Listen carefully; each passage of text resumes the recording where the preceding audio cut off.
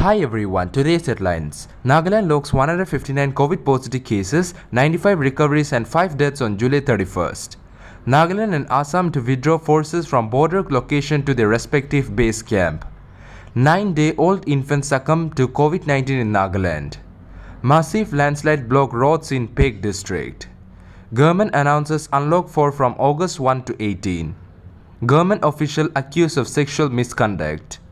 No plans from AIIMS in Nagaland by Ministry of Health and Family Welfare. News in details. Nagaland logs 159 COVID positive cases, 95 recoveries and 5 deaths on July 31st. Nagaland reported 159 COVID positive cases, 95 recoveries and 5 deaths on Saturday, July 31, 2021. Active cases stands at 1,329, the Health Department updated. The state also reported 5 deaths due to COVID-19 on Saturday, taking the death toll to 552. Out of this, 3 deaths are reported from Dimapur, 1 each from Mon and Wokha district. Nagaland and Assam to withdraw forces from border location to their respective base camp. A meeting was held between the Chief Secretary of Nagaland and Assam in Dimapur, Nagaland on July 31, 2021, with a view to de-escalate the tense situation prevailing in 2 locations in the Disoi Valley Reserve Forest, Zurongkong Valley due to the standoff between the armed police forces of the 2 states. It was decided that the security personnel of both the states shall simultaneously move back from their present location to their respective base camp, and that simultaneous withdrawal of the security personnel shall begin immediately and shall be completed in the next 24 hours as far as possible. 9-day-old infant succumbed to COVID-19 in Nagaland. Nagaland has witnessed a decline in weekly COVID-19 cases, recording 597 infection last week ending July 30, compared to 640 cases reported in the week before. But the number of deaths has increased from 18 to 24 during the same period. One of the victims in the past week was a 9-day-old infant, informed the Department of Health and Family Welfare updated in its weekly bulletin.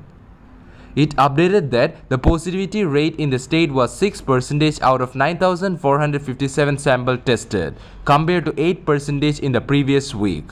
Kohima reported the highest weekly sample positivity rate of 13%, it added. Massive landslide blocked roads in Peck district.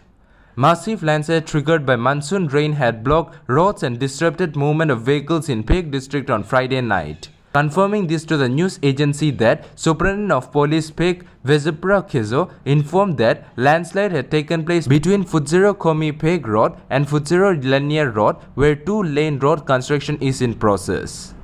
It informed that no casualties were reported. However, a pickup truck ferrying goods from Dimapur to Peck was stuck in the debris of mudslide near Komi and was later retrieved. Government announces unlock 4 from August 1 to 18. High-powered committee on COVID-19 headed by Chief Minister Nefirio has announced relaxation of some lockdown restriction as part of the Unlock 4 process with modified standard operating procedure from August 1 to 18, 2021. Minister Planning and Coordination, Land Revenue and Parliamentary Affairs Neighbor Kronu, who is also the HPC spokesperson, told the news agency that night curfew timing has been relaxed from 8 p.m. to 4 a.m. while shops would remain open from 6 a.m. to 6 p.m. Government official accused of sexual misconduct. Former Deputy Commissioner of Noklek, Rennie Wilfred, is facing allegation of sexual misconduct, and the Nagaland State Women Commission has requested the state government to investigate and allow the law to take its own course of action. The case came to light after a police complaint was filed on July 27 by 2 girls, one of whom is said to be a 14-year-old, the other is reportedly 18 years of age. The accusation coincided with the Nagaland state government transferring the official out of Noklek on July 28 to be posted as Joint Secretary in the Home Department in Kohima. Subsequent to the complaint, the Nagaland State Commission for Women sent a team to Noklek on July 29 to assess the situation. The team returned to Kohima on July 31, after which NSCW chairperson Krinio Cheso wrote the Chief Secretary. In the letter, the NSCW asked the CS to expedite investigation on the case involving the former Noklek DC. It said the Nagaland State Commission for Women wished to advise the government to fast-track the matter and allow the law to take its own course of action. No plans from AIIMS in Nagaland by Ministry of Health and Family Welfare.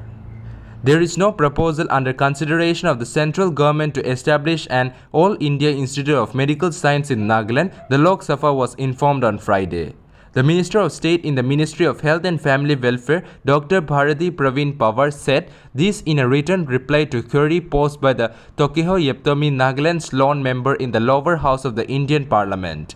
Meanwhile, in reply to another query from Yeptomi, the MOS alluded that only the state government can give an estimate of the time by which the medical college in Nagaland expected to be completed and become functional. The Ministry of Health and Family Welfare administers a centrally sponsored scheme, namely establishment of new medical colleges attached with existing district or referral hospital, under which 2 medical colleges have been approved in Nagaland, the MOS said.